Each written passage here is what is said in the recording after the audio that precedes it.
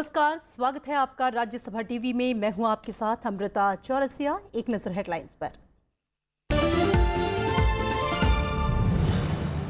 गुजरात में पहले दौर के लिए थमा चुनाव प्रचार। कल 89 सीटों पर वोटिंग की तैयारियां पूरी। दूसरे दौर का चुनाव प्रचार तेज। प्रधानमंत्री नरेंद्र मोदी और कांग्रेस उपाध्यक्ष राहुल गांधी की धुआंधार रैलियां।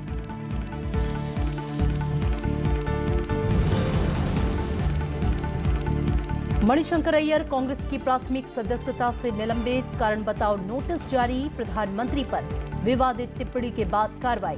अरुण जेटली ने मणिशंकर अय्यर के निलंबन को बताया रणनीतिक खेल।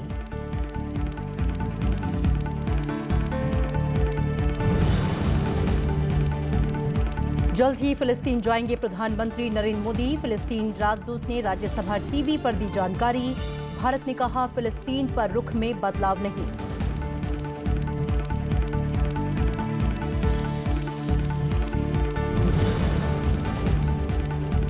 वासेनार अरेंजमेंट में शामिल होगा भारत। जरूरी प्रक्रिया पूरी होने के बाद बनेगा 42वां सदस्य। वियना में हुई बैठक में फैसला। एनएसजी में शामिल होने के दावे को मिलेगी मजबूती।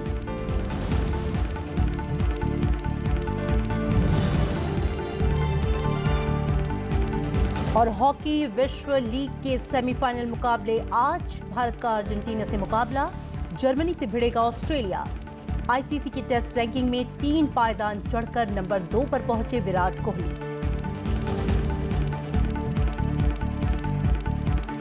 खबरें विस्तार से और आइए बुलेटिन की शुरुआत करते हैं गुजरात चुनाव से जुड़ी खबरों से।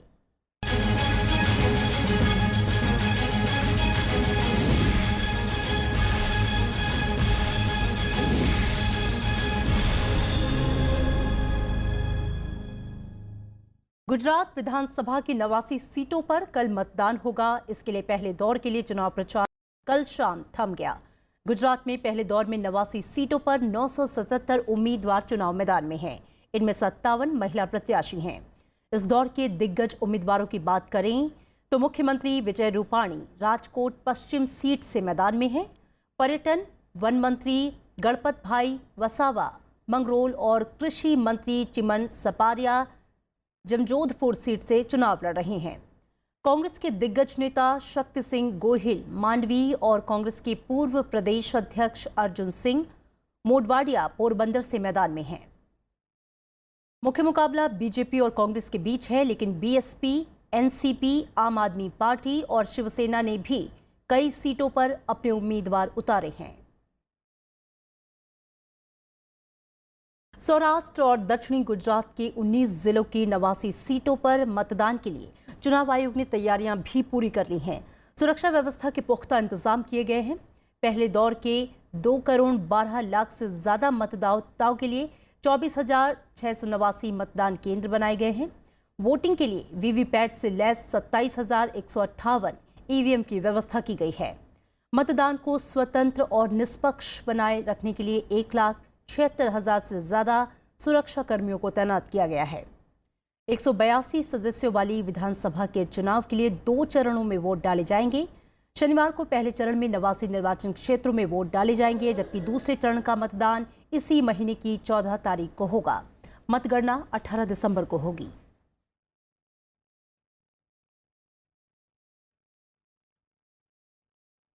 गुजरात में दूसरे दौर के लिए होने वाले मतदान के लिए प्रचार ने अब जोर पकड़ लिया है। प्रधानमंत्री नरेंद्र मोदी आज 4 रैलियों को संबोधित करेंगे।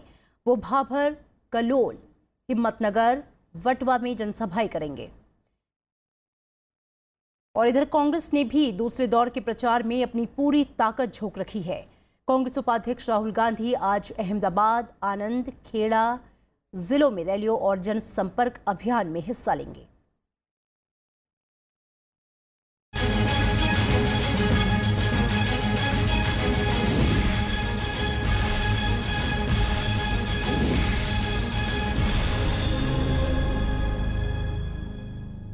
और अब नजर डालते हैं कुछ और अहम खबरों पर। कांग्रेस पार्टी ने वरिष्ठ नेता मणिशंकर अय्यर को कारण बताओ नोटिस जारी कर प्राथमिक सदस्यता से निलंबित कर दिया है। प्रधानमंत्री नरेंद्र मोदी पर आपत्तिजनक भाषा का इस्तेमाल करने के बाद मणिशंकर अय्यर के खिलाफ ये कार्रवाई की गई। इससे पहले पार्टी उपाध्यक्ष राहुल गांधी ने ट्वीट कर अय्यर के बयान से असहमति जताई थी और कहा था कि उन्हें इसके लिए माफी मांगनी चाहिए। बाद में अय्यर ने अपने बयान के लिए सशर्त माफी की मांग की थी। हालांकि उन्होंने कहा कि प्रधानमंत्री ने उनके शब्द का गलत अर्थ लगाया। इसके साथ ही अय्यर ने इस पूरे विवाद के लिए अपनी कमजोर हिंदी को जिम्मेदार बताया।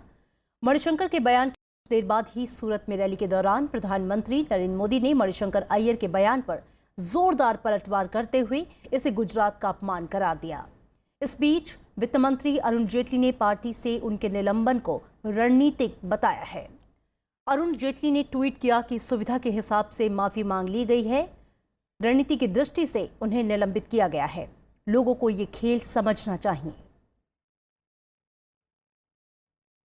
राहुल गांधी जी ने और कांग्रेस पार्टी ने यह निर्णय भी किया कि श्री मणिशंकर अय्यर जी को कारण बताओ नोटिस जारी किया जाए और जब तक उनका जवाब नहीं आता कांग्रेस पार्टी ने उन्हें पार्टी की प्राथमिक सदस्यता से निलंबित करने का निर्णय किया है। ये कांग्रेस पार्टी की सोची समझी रणनीति है और वो रणनीति है कि प्रधानमंत्री जी के खिलाफ रोज अभद्र भाषा का इस्तेमाल करो या फिर कोई गलत तथ्य दो और फिर जब जनता में आक्रोश फैले उसकी वजह से तो क्षमा मांगने लग पड़ो।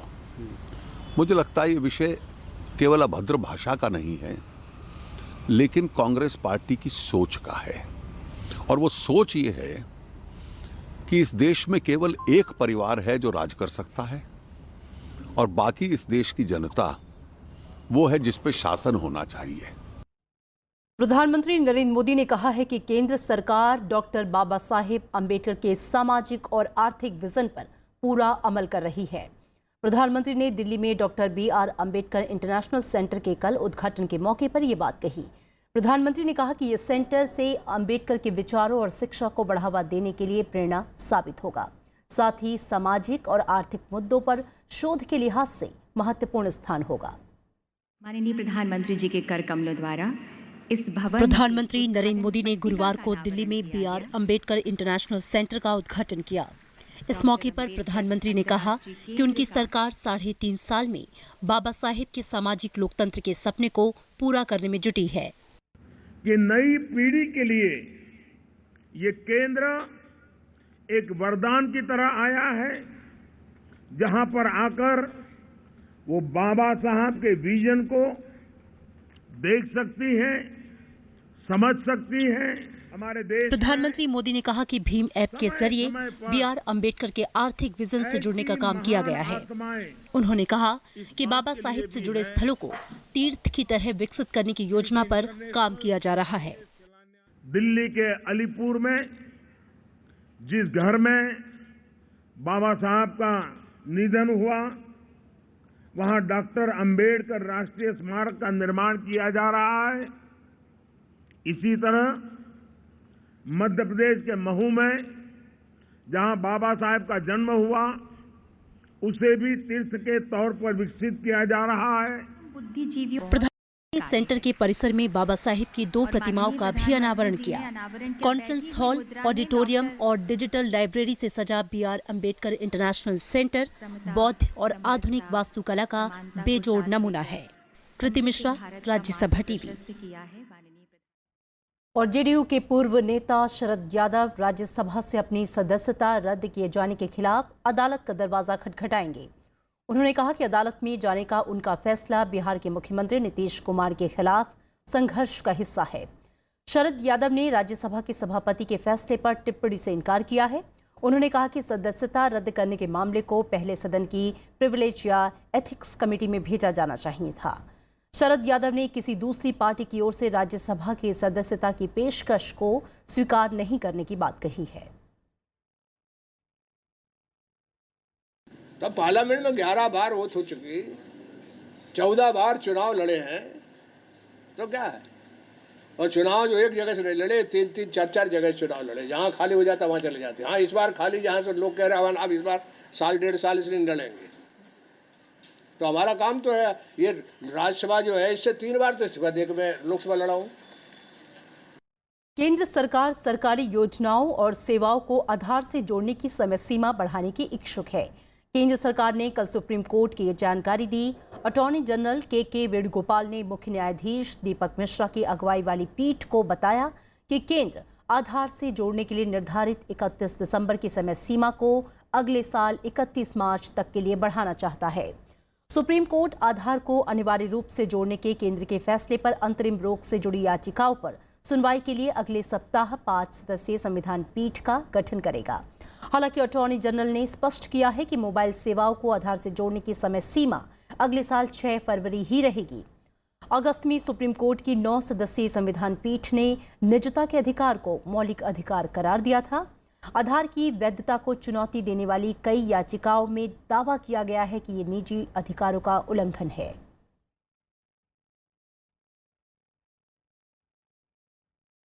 और इसी के साथ यहां रुकेंगे एक छोटे से ब्रेक के लिए। आप देखते रहिए राज्यसभा टीवी।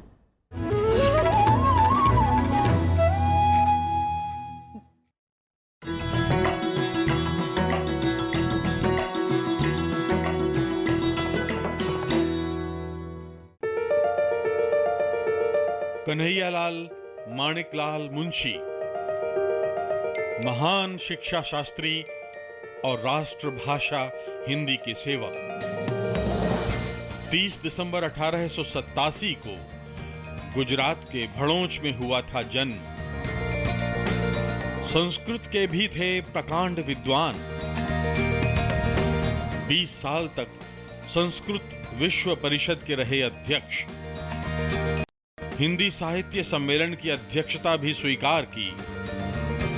गुजराती साहित्य परिषद की स्थापना और 10 बरस तक उसकी अध्यक्षता। 31 साल तक भारतीय विद्या भवन के अध्यक्ष।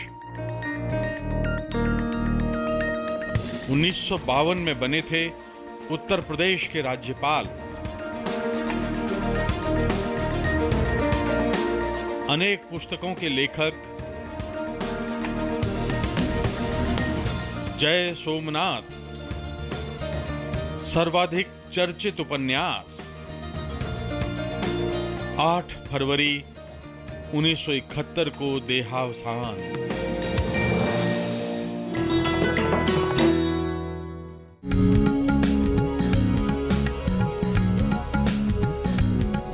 सितारों की कहकशा है, यूं ही घूमते रहने का मजा ही कुछ और।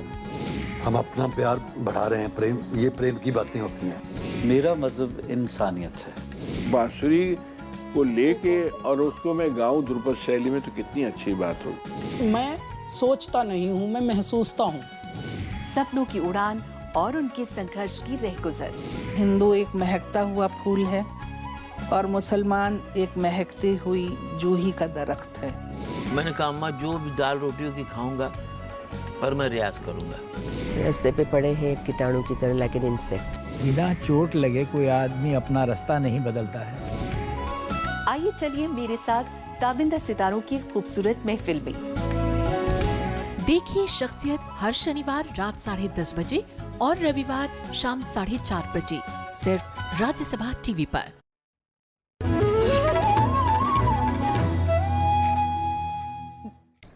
ब्रेक के बाद स्वागत है आपका। अगली खबर का रुख करेंगे। एनजीटी ने प्रदूषण से निपटने के लिए हरियाणा पंजाब के एक्शन प्लान को नाकाफी बताया। दोनों राज्यों ने 48 घंटे से अधिक समय तक प्रदूषण अधिक होने पर निर्माण कार्य रोकने, अपशिष्ट जलाने, स्कूलों को बंद करने और उद्योगों की निगरानी जैसे कदम उठाने की बात कही। एनजीटी ने 48 घंटे तक के इंतजार करने पर सवाल उठाया। साथ ही दिल्ली, पंजाब, हरियाणा, उत्तर प्रदेश और राजस्थान के सचिवों को पूरी तैयारी के साथ आने का निर्देश दिया है। वहीं दिल्ली सरकार की ओर से पेश किए गए प्लान में कुछ लोगों को छूट के साथ और इवेंट लागू करने की बात कही है। दिल्ली सरकार के प्लान पर आज सुनवाई होगी। इससे पहले एनजीटी ने दिल्ली सरकार को नया प्लान देने का आदेश दिया था। नेशनल ग्रीन ट्रिब्यूनल ने श्री श्री रविशंकर के वर्ल्ड कल्चरल फेस्टिवल को लेकर अपना फैसला सुना दिया है। यमुना को नुकसान पहुंचाने के मामले में एनजीटी ने आर्ट ऑफ लिविंग और दिल्ली डेवलपमेंट अथॉरिटी को दोषी माना है।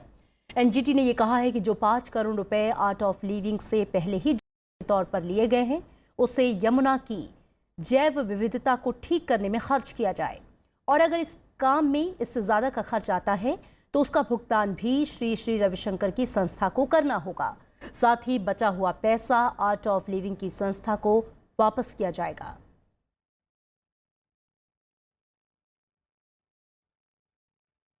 ओडिशा विधानसभा ने महानदी विवाद पर सदन की कमेटी बनाने का फैसला किया है। इस मुद्दे पर बुधवार को विधानसभा में कई घंटे चली बहस के बाद इस पर सहमति बनी। ये समिति महानदी विवाद के समाधान के लिए प्राधिकरण बनाने के लिए केंद्र से बात करेगी। सभी दलों के विधायकों ने कहा कि छत्तीसगढ़ की ओर से नदी में बनाए जा रहे बांधों से ओडिशा के लोगों को नुकसान हो रहा है। इधर केंद्र सरकार ने महानदी विवाद पर ट्रिब्यूनल बनाने से मना कर दिया है। सुप्रीम कोर्ट में केंद्र की ओर से दाखिल हलफनामे में कहा गया कि ओडिशा की ओर से इस मामले में जरूरी आंकड़े और दस्तावेज नहीं मुहैया कराए गए हैं। ओडिशा सरकार ने पिछले साल जुलाई में केंद्र के सामने ये मुद्दा उठाते हुए दखल की मांग की है। दिल्ली की एक अदालत ने सवाल के बदले पैसा लेने के मामले में 11 पूर्व सांसदों पर भ्रष्टाचार और साजिश के आरोप तय किए। कोर्ट 12 जनवरी से अलग अलग सांसदों के मामलों की सुनवाई शुरू करेगी। मामले में एक आरोपी विजय फोगट का निधन हो गया है, लिहाजा उनके खिलाफ कार्रवाई खत्म कर दी गई है। इस मामले में बीजेपी के 6, बीएसपी के 3, आरजेडी और कांग्रेस के एक पूर्व सांसद आरोपी हैं। 2 पत्रकारों ने आरोपी सांसदों के खिलाफ स्टिंग ऑपरेशन किया था, जिसे निजी टीवी चैनलों ने दिसंबर 2005 को दिखाया था।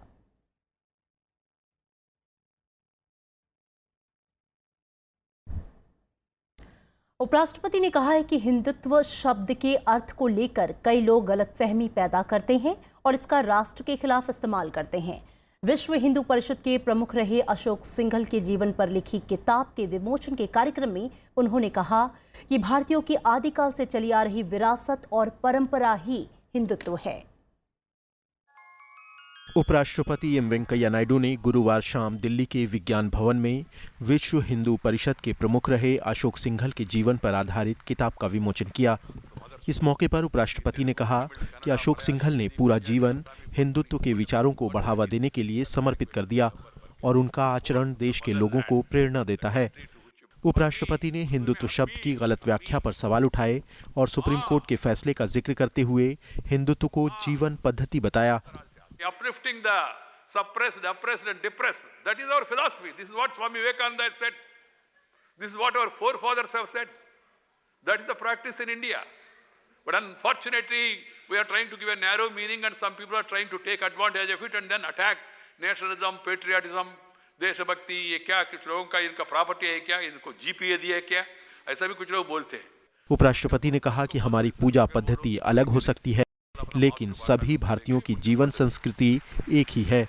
उन्होंने कहा कि दुनिया भर में भारतीय सांस्कृतिक विरासत आज भी जीवंत है, क्योंकि भारत में सर्वधर्म समभाव जैसी विशेषताएं मौजूद हैं। Thousands of years of this civilization of this country, this land, even today it is live, it will be live for the simple reason because the basic philosophy is sarva dharma samabhavana. The second one is Vasudaika Kutumbakam. The third one is Sarve Jana Sukhino Bhavantu. That's the philosophy of India. That is Bharatiyata. That is Hindutva. कार्यक्रम का आयोजन Ashok Singhal foundation ने किया था, जिसमें आध्यात्मिक गुरु और देश विदेश से आए लोग मौजूद रहे। नवविक्रम सिंह, राज्यसभा टीवी। देश भर में कल सशस्त्र सेना झंडा दिवस मनाया गया। इस मौके पर सैन्य अधिकारियों ने उपराष्ट्रपति एम वेंकैया नायडू को झंडा लगाया। उपराष्ट्रपति ने सैनिकों को और उनके परिवारों को शुभकामनाएं दी। इस मौके पर प्रधानमंत्री नरेंद्र मोदी को भी सेना के अधिकारियों ने झंडा लगाया।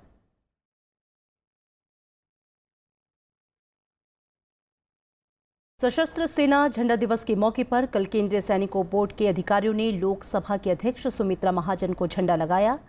23 अगस्त 1949 को केंद्रीय मंत्रिमंडल की रक्षा समिति ने सैनिकों के कल्याण के लिए 7 दिसंबर को झंडा दिवस मनाने का फैसला लिया था। इस दिन भारतीय सशस्त्र सेना के कर्मियों के कल्याण के लिए जनता से जुटाई गई धनराशि का उपयोग सैनिकों की विधवाओं, भूतपूर्व सैनिक, युद्ध में अपंग हुए सैनिकों और उनके परिवार के कल्याण पर खर्च किया जाता है।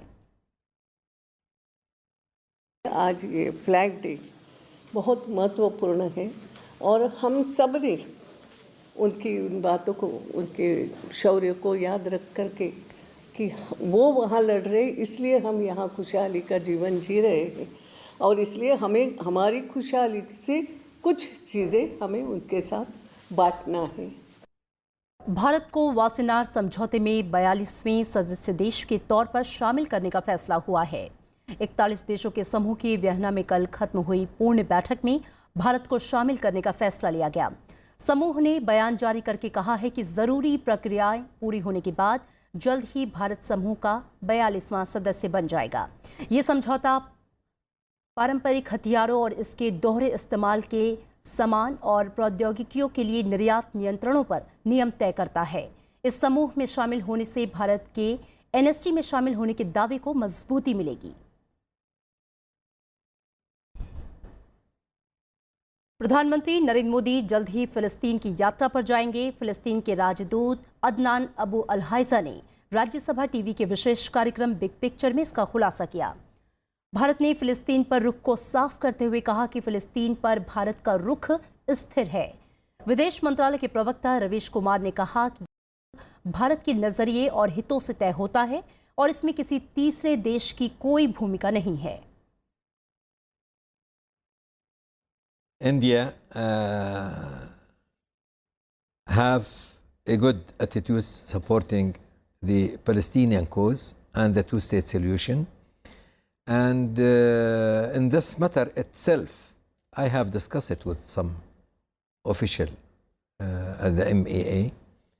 And normally they have the same attitude, to say the truth, that we don't react in each event. Right, it has same even during the Al-Aqsa problem, but maybe I will announce here, and no one before you knows, that Mr. Modi will visit Palestine. और इधर अमेरिकी राष्ट्रपति Donald Trump के फैसले के बाद Gaza पट्टी और इजरायली कब्जे वाले वेस्ट बैंक में विरोध प्रदर्शन हुए। हिंसक झड़पों में लोग जख्मी हुए। इजरायल ने स्थिति पर काबू पाने के लिए अतिरिक्त सुरक्षा बलों को तैनात किया है। फिलिस्तीन के अलावा तुर्की, जॉर्डन, इराक और मिस्र के कई शहरों में भी प्रदर्शन हुए। अमेरिका ने दुनिया भर में विदेश यात्रा कर रहे अपने नागरिकों को सतर्कता बरतने की सलाह दी है। यात्रा परामर्श में मुस्लिम बहुल देशों के अलावा दक्षिण एशिया के देश और खासकर अफगानिस्तान और पाकिस्तान शामिल हैं। दुनिया भर में अमेरिकी संस्थानों को हाई अलर्ट पर रखा गया है और दूतावासों की सुरक्षा बढ़ा दी गई है। और इस बीच अमेरिका ने कहा है कि यरूशलेम को इजरायली राजधानी के तौर पर मान्यता देने का फैसला जमीनी हकीकत को जाहिर करता है। व्हाइट हाउस की प्रवक्ता साराह सैंडर्स ने कहा कि अमेरिका शांति प्रक्रिया के लिए प्रतिबद्ध है और वार्ता प्रक्रिया को आगे बढ़ाना जारी रखेगा। इससे पहले यरूशलेम को इजरायल की राजधानी के तौर पर मान्यता देने के मसले पर दुनिया भर से मिली जुली प्रतिक्रिया आई। और संयुक्त राष्ट्र सुरक्षा परिषद में आज इस मामले पर बैठक होनी है। ब्रिटेन, इटली और फ्रांस समेत 8 देशों ने इस संयुक्त राष्ट्र के प्रस्तावों का उल्लंघन बताया। तो जर्मनी ने भी साफ किया है कि वो राष्ट्रपति ट्रंप के फैसले का समर्थन नहीं करेगा। यूरोपीय संघ ने कहा है कि यरूशलेम इजरायल और फिलिस्तीन दोनों की राजधानी होनी चाहिए। इजरायल ने इसे ऐतिहासिक फैसला बताते हुए इसका स्वागत किया है, तो वहीं फिलिस्तीन का कहना है कि इससे दोनों देशों के बीच शांति की संभावनाओं पर असर पड़ेगा। ट्रंप ने बुधवार रात यरूशलेम को इजरायल की राजधानी के तौर पर मान्यता देने का ऐलान किया था। उन्होंने अमेरिकी दूतावास को तेल अवीव से यरूशलेम ले जाने के भी निर्देश दिए हैं। अमेरिका पहला देश है जिसने यरूशलेम को इजरायल की राजधानी के तौर पर मान्यता दी है।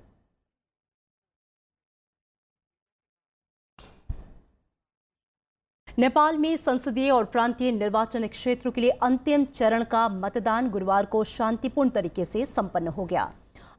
दौर में 45 जिलों में 128 संसदीय और 256 प्रांतीय निर्वाचन क्षेत्रों के लिए वोट डाले गए। इस दौर में 67% मतदान हुआ। अंतिम दौर में प्रधानमंत्री शेर बहादुर देउबा के अलावा राजनीतिक दलों के शीर्ष नेताओं समेत 4,484 प्रत्याशी किस्मत आजमा रही हैं। 400 अंतर्राष्ट्रीय और 45,000 राष्ट्रीय पर्यवेक्षकों ने भी चुनाव की निगरानी की। पहले दौर में 32 जिलों में 26 नवंबर को वोटिंग हुई थी। मतदान की प्रक्रिया खत्म होने के बाद वोटों की गिनती भी शुरू हो गई। नेपाल में 2 चरणों में हुए चुनाव में संसद की 275 सीटों और 7 प्रांतीय सभाओं के लिए 550 सदस्यों को चुना जाना है। 2015 में संविधान की घोषणा के बाद ये पहला मौका है जब नेपाल के लोग नए संविधान के मुताबिक अपने प्रतिनिधियों का सीधे चुनाव कर रहे हैं।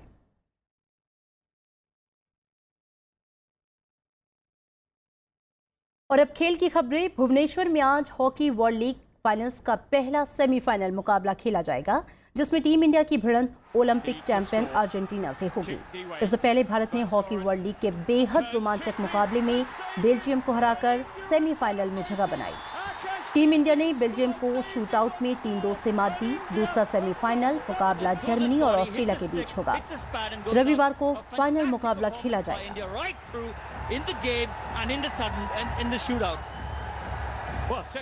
और अब चलते चलते एक नजर हेडलाइंस पर।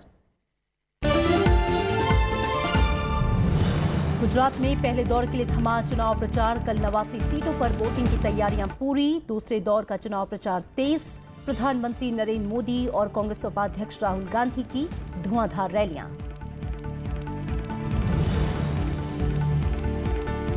मणिशंकर अय्यर कांग्रेस की प्राथमिक सदस्यता से निलंबित। कारण बताओ नोटिस जारी। प्रधानमंत्री पर विवादित टिप्पणी के बाद कार्रवाई। अरुण जेटली ने मणिशंकर अय्यर के निलंबन को बताया रणनीतिक खेल।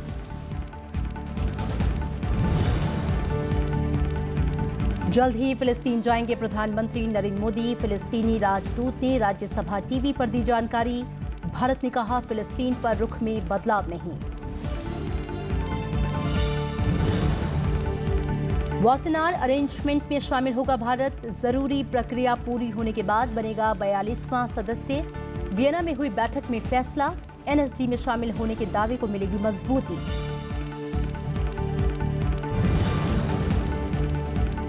और हॉकी विश्व लीग के सेमीफाइनल मुकाबले तय। भारत का अर्जेंटीना से मुकाबला आज। जर्मनी से भिड़ेगा ऑस्ट्रेलिया। आईसीसी की टेस्ट रैंकिंग में 3 पायदान चढ़कर नंबर 2 पर पहुंचे विराट कोहली। और फिलहाल खबरों में इतना ही। आगे देखिए देश देशांतर।